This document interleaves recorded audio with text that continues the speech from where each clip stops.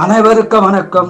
சனி பயிற்சியானது 6/3/2026 வெள்ளிக்கிழமை விஸ்வவசு வருஷம் மாசி மாதம் 22 நடைபெற்றது. சனீஸ்வர பகவான் கும்ப ராசியிலிருந்து மீன ராசிக்கு பயிற்சியாகிறார். சனீஸ்வர பகவானை பற்றி தெரிந்து கொள்ளும் வாருங்கள்.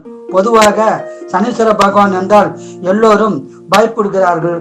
நீதி, நியாயம், தர்மப்படி நடந்து கொள்பவர்களுக்கு அதிக பாதிப்பை தரமாட்டார் சனீஸ்வர பகவான். குறுக்கு வழியில் செல்பவர்கள், நியாயத்துக்கு புறம்பாக நடந்து கொள்வர்கள், அநியாயக்காரர்கள் இவர்களுக்கு அதிக பாதிப்பை தருவார். சனீஸ்வர பகவான் சூரிய புத்திரர் ஆவார்.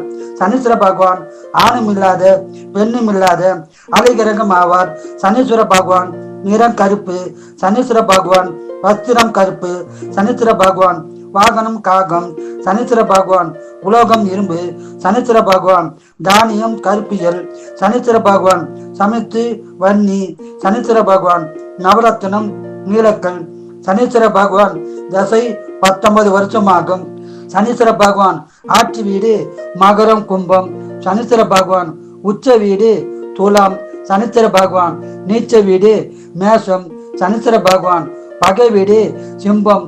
பொதுவாக சனீஸ்வர பகவான் ஒரு ராசியில் 2.5 வருடம் சஞ்சாரம் செய்வார்.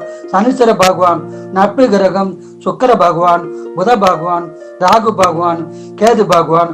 சனீஸ்வர பகவான் சமகிரகம் குரு பகவான். சனீஸ்வர பகவான் பகை கிரகம் சந்திர பகவான், செவ்வாய் பகவான், சூரிய பகவான் ஆகும். நீங்கள் ஏழைகளுக்கு உணவுடை கொடுப்பது நல்லது. ஊனமுற்றோருக்கு உதவி புரியுங்கள். படிக்கும் மாணவர்களுக்கு உதவி புரியலாம். சனிக்கிழமை தோறும் காகத்திற்கு எள்ளு கலந்த தயிர் சாதம் வைப்பது பாதிப்பை குறைக்கும்.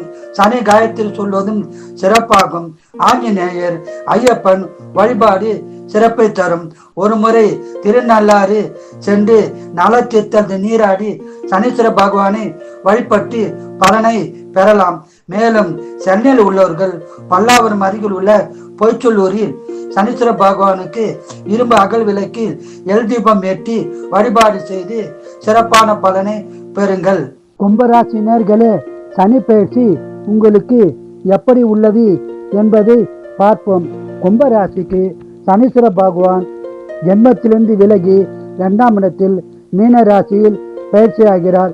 உங்களுக்கு பண விவகாரத்தில் நெருக்கடிகள் வர வாய்ப்புள்ளது. வாக்குவாதம் செய்வது, பிறருக்கு உதவி செய்து சங்கடத்தை அடைவது போன்ற சூழ்நிலைகள் உள்ளது. கவனமாகவும் ஜாக்கிரதையாகவும் இருக்க வேண்டிய காலகட்டமாகும். மேலும் குடும்பத்தில் பிரச்சனை உருவாக வாய்ப்புள்ளது. குடும்பத்தில் கவனமாகவும் ஜாக்கிரதையாகவும் நடந்து கொண்டால் பாதிப்பை தவிர்த்து விடலாம். நீங்கள் ஆஞ்சநேயர், அம்பாள் வழிபாடு, சிவபெருமான் வழிபாடு செய்து பாதிப்பை குறைத்து கொள்ளுங்கள். வாழ்க வளமுடன், நீங்கள் நலமுடன்.